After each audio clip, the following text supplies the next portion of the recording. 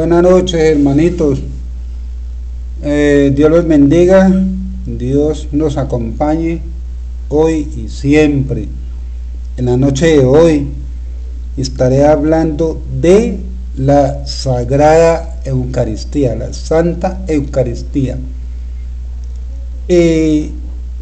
Primero hay que de pronto devolvernos al Antiguo Testamento para dar como un enfoque poquito más completo.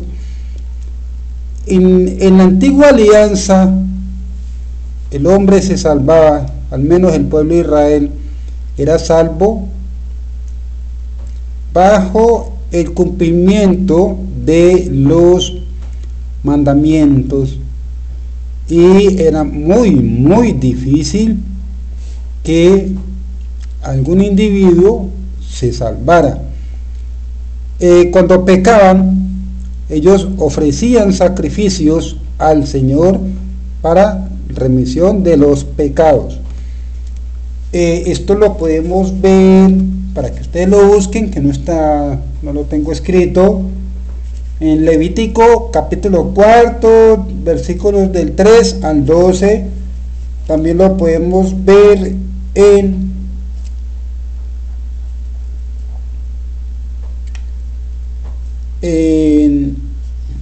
Levítico capítulo 16, versículos del 11 al 18.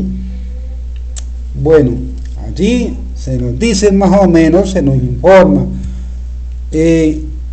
cómo el pueblo, incluso sacerdotes, si pecasen, tenían que ofrecer sacrificios al Señor por el pecado cometido. El pueblo, personas individuales, sacerdotes, ya dije. Bueno, primero que todo,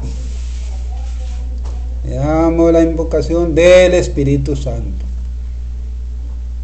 Vamos a irnos a las Santas Escrituras para que veamos por lo menos la partición del pan.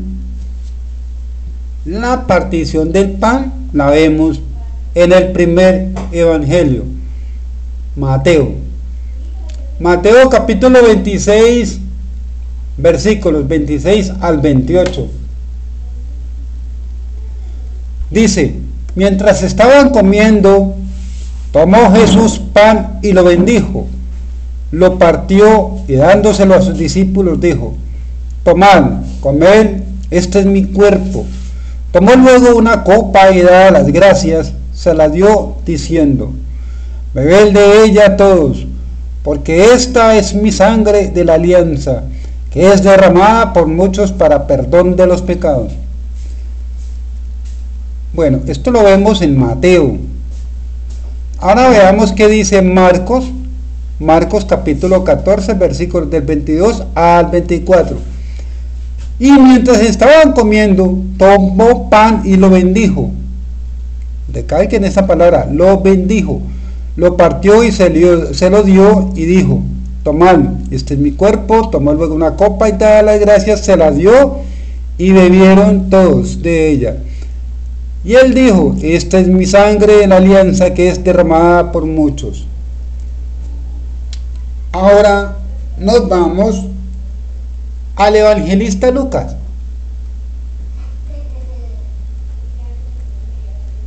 El evangelista Lucas, en el capítulo 22, versículo del 14 al 20, nos narra de la siguiente manera: llegada la hora, Jesús se sentó a la mesa con los apóstoles y les dijo: yo tenía gran deseo de comer esta Pascua con ustedes antes de padecer, porque se lo digo ya, no la volveré a comer hasta que sea la nueva y perfecta Pascua en el reino de Dios. Jesús recibió una copa, dio gracias, les dijo: tomen esto y repártenlo entre ustedes, porque les aseguro que ya no volveré a beber del jugo de uva hasta que yo venga del reino. Después tomó pan y dando gracias se lo dio diciendo: esto es mi cuerpo que es entregado por ustedes. Hagan esto en memoria mía. Hizo lo mismo con la copa después de cenar, diciendo: esta copa es la nueva alianza sellada con mi sangre, que es derramada por ustedes. De esta manera podemos ver que de una manera especial,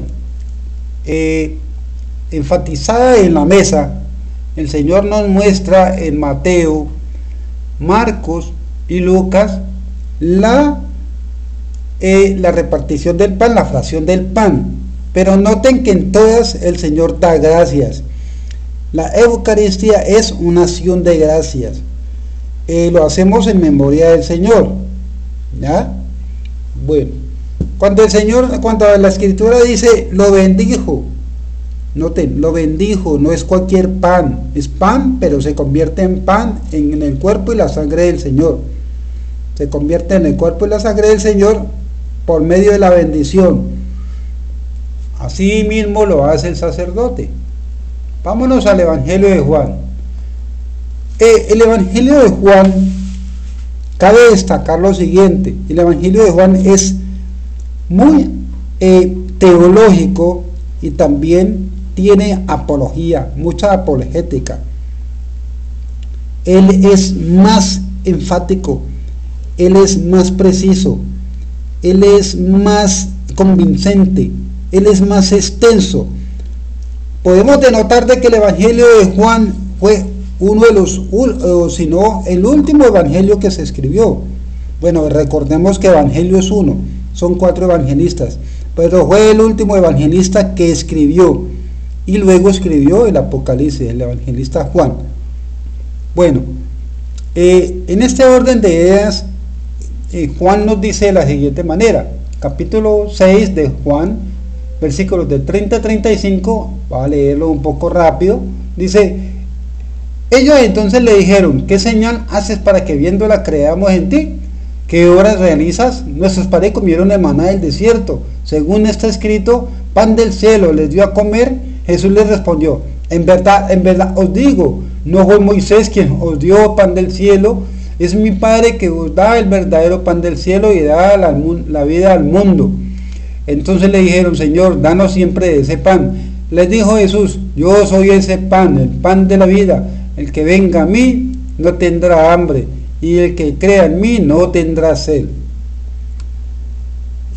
Esto, queridos hermanos, el Señor, los hermanitos separados dicen que es la Sagrada Escritura. Ahora veamos a ver si es la Sagrada Escritura. En el capítulo 6, del versículo 48 al 58, nos dice de la siguiente manera: yo soy el pan de la vida, vuestros padres comieron el maná del desierto y murieron, este es el pan que baja del cielo, para quien lo coma no muera. Yo soy el pan vivo bajado del cielo, si no come de este pan vivirá para siempre. Y el pan que yo le voy a dar es mi carne, por la vida del mundo. Discutían entre sí los judíos y decían: ¿cómo puede usted darnos comer carne? Su carne. Jesús les dijo: en verdad os digo, si no coméis la carne del Hijo del Hombre y no bebéis su sangre, no tienen vida eterna, y yo les resucitaré el último día, porque mi carne es verdadera bebida, verdadera comida, y mi sangre es verdadera bebida. El que come mi carne y bebe mi sangre permanece en mí y yo en él. Lo mismo que el Padre que vive me ha enviado, y yo vivo por él, por el Padre. También el que me coma vivirá por mí. Este es el pan bajado del cielo, no como el que comieron vuestros padres y murieron. El que coma este pan vivirá para siempre. Debemos de notar, hermanos, de que cuando el Señor dice no como el que comieron vuestros padres, está diciendo era pan normal, pero este es un pan especial porque Él lo bendice, es bendecido. Bueno, vamos más adelantico. Vámonos a Corintios, 20 años después, vamos a ver si es la Biblia. 20 años después, en 1 Corintios, capítulo 10, versículo 16, Pablo nos dice lo siguiente: la copa de bendición que bendecimos, ¿no es acaso comunión con la sangre de Cristo? Y el pan quien partimos no es comunión con el cuerpo de Cristo, porque aun siendo muchos, un solo pan y un solo cuerpo somos, pues todos participamos de un solo pan. Bueno, mire que aquí Pablo dice, la copa de bendición que bendecimos es una copa, era algo físico, lo bendicen, así como lo hacen los sacerdotes. Ellos piden la invocación, la bendición del Espíritu Santo. No es pan normal, él se convierte en el cuerpo y la sangre del Señor. Ahora veamos en 1 Corintios capítulo 11, versículos del 23 al 29, dice: porque yo recibí del Señor lo que os he transmitido, que el Señor Jesús, la noche en que fue entregado, tomó pan y después de dar gracias, lo partió y dijo: este es mi cuerpo, que se da por vosotros. Haced esto en recuerdo mío. Asimismo también la copa después de cenar, diciendo: esta copa es la nueva alianza en mi sangre. 20 años después nos está hablando de comer y de beber. Ya a esa altura es que estuvieran hablando de la escritura, de la Biblia. Sigue la narración de Pablo, dice: cuantas veces la bebieres, hacerlo en recuerdo mío. Aquí recalco algo, hermanitos, que los hermanos separados dicen que cada que nosotros hacemos eso, lo estamos sacrificando, que estamos matando otra vez a Jesús. Pablo manda hacerlo. Todas las veces que hagamos, estamos haciéndolo en recuerdo del Señor. Acuérdense que el Señor dice: hagan esto en memoria mía. Es una orden y que dice que lo hagan. Y por tanto, cuando Él da la orden de que hagan algo, ya eso es un sacrificio. Digamos de que ya los apóstoles vienen a ser sacerdotes, porque los sacerdotes eran los que ofrecían los sacrificios. Ya vamos a ver más adelantico de que ya es otro sacrificio. Pues cada vez que coméis de este pan y bebéis de esta copa, anunciáis la muerte del Señor hasta que venga. Oiga, pues, hasta que venga. Por tanto, quien coma el pan o beba la copa del Señor indignamente, recuerde, están diciendo quien coma y quien beba, o sea que es algo físico. Ahora vamos a ver si es un símbolo, algo insignificante. Dice: quien coma el pan o beba la copa del Señor indignamente será reo del cuerpo y de la sangre del Señor. Examínese pues cada cual y coma así el pan y beba de la copa, pues quien come y beba sin discernir el cuerpo, come y bebe su propio castigo. Van a denotar ustedes, hermanitos, de que no es un símbolo, no es algo como insignificante, es algo tan significativo que tiene que ver con nuestra salvación. Bueno, esto es lo que tiene que ver con la Biblia. Miremos entonces que Juan enfatiza en que el cuerpo y la sangre del Señor es el pan y el vino. Entonces, cuando el Señor le decía que era la puerta, hasta ahí se quedaba. El Señor era la puerta. Se decía que era el camino, ahí se quedaba también.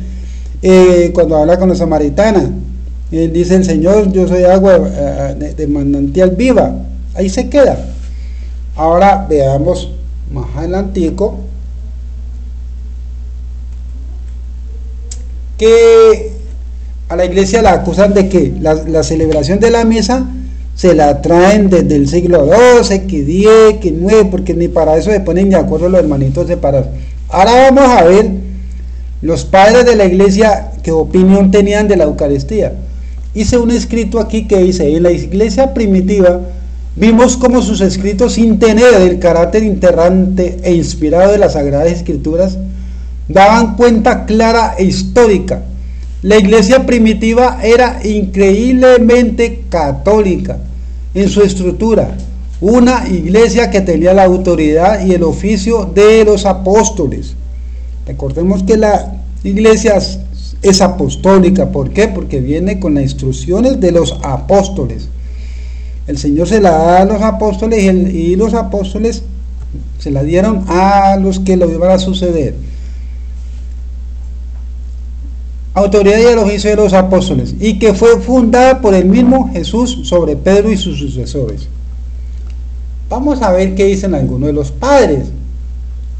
En el año 110 después de Cristo, San Ignacio de Antioquía, discípulo y compañero de San Juan, apóstol, vale la pena recordar que San Juan fue el autor inspirado de que escribió el gran sermón de Jesús sobre el pan de vida en Juan 6, año 110. Ignacio de Antioquía escribe contra los que no creen que Cristo haya asumido la carne humana por ellos. Por ello es que niegan a sí mismos la Eucaristía, pues no confiesan que la Eucaristía es la carne de nuestro Salvador, Jesucristo, la misma que padeció por nuestros pecados, la que por su benignidad resucitó el Padre. Esto lo dijo San Ignacio en el año 110. Veamos que dice alrededor del año 150 San Justino Mártir. Escribió una de las defensas más claras a favor de la verdadera presencia. Considero como uno de los más grandes defensores de la fe cristiana, valiéndose de las enseñanzas recibidas de los discípulos. San Justino Mártir dijo: debemos darnos cuenta de lo que el cuerpo y la sangre de nuestro Señor Jesucristo hace por nosotros. Año 165. Recordemos, hermanito, que la iglesia era atacada por el Imperio Romano. Los acusaban de ser caníbales. Miremos que los judíos creyeron literalmente lo que Jesús estaba diciendo. Jesús en ningún momento se enojó y no, yo estaba charlando, yo estaba hablando figuradamente, no. Aproximadamente en el año 195 después de Cristo, San Ireneo, alumno de San Policarpo, también discípulo de San Juan, y probablemente el más grande teólogo de los primeros siglos de la iglesia, escribió una gran obra llamada Contra los herejes. San Ireneo dice: el cáliz es su propia sangre, la de Cristo, y el pan ya no es pan ordinario sino Eucaristía. El cáliz es su propia custodia, constituida por los dos elementos terreno y celestial. Bueno, para complementar, les voy a complementar algo. Esto lo tengo escrito. Jesús nos narra la historia de un hombre que hizo un banquete y mandó a invitar a muchos, pero ellos sacaron disculpas y no fueron, y entonces decidió mandar a invitar a los más desvalidos, como pobres, a los inválidos, a los ciegos y a los cojos. Pensemos que ese banquete puede ser la Eucaristía. No olvidemos que según la Escritura Jesús vendría solo por el pueblo de Israel, y Él vino fue por todos. ¿Quieres participar de ese banquete? Eso se lo pregunto a usted, hermanito.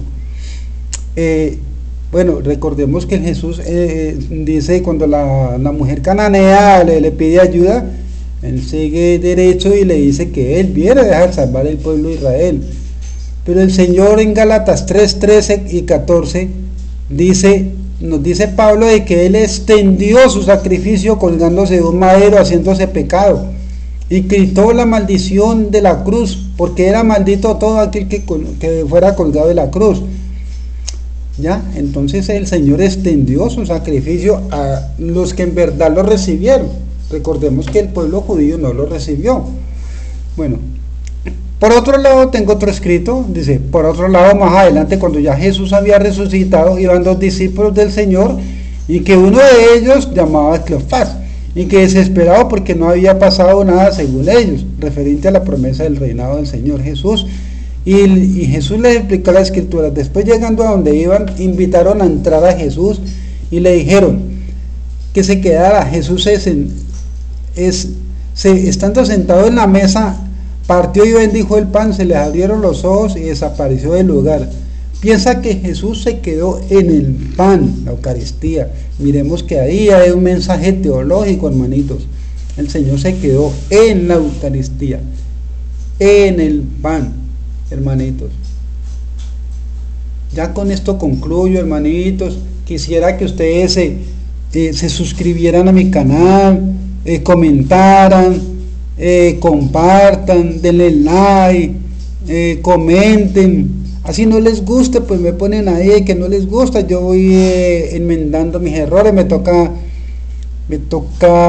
grabarlos así porque no tengo celular y pues más adelante de pronto me consigo uno, puede que el niño Dios me traiga uno, no sé, pero bueno, Dios me los bendiga y sigan adelante, oren por mí, oremos por los sacerdotes, por el Papa, si algún sacerdote dice algo malo, pues enmendémosle ese error, son seres humanos, pero son seres llamados a la vida sacramentada.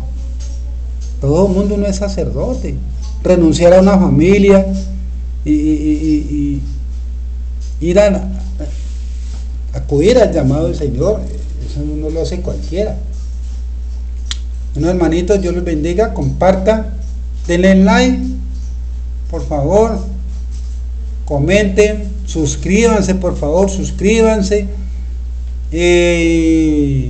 Estaré grabando videitos más adelantico, la iglesia visible y la iglesia invisible. Este fue un tema apologético. Dios los bendiga, hermanitos, hasta pronto, bye bye.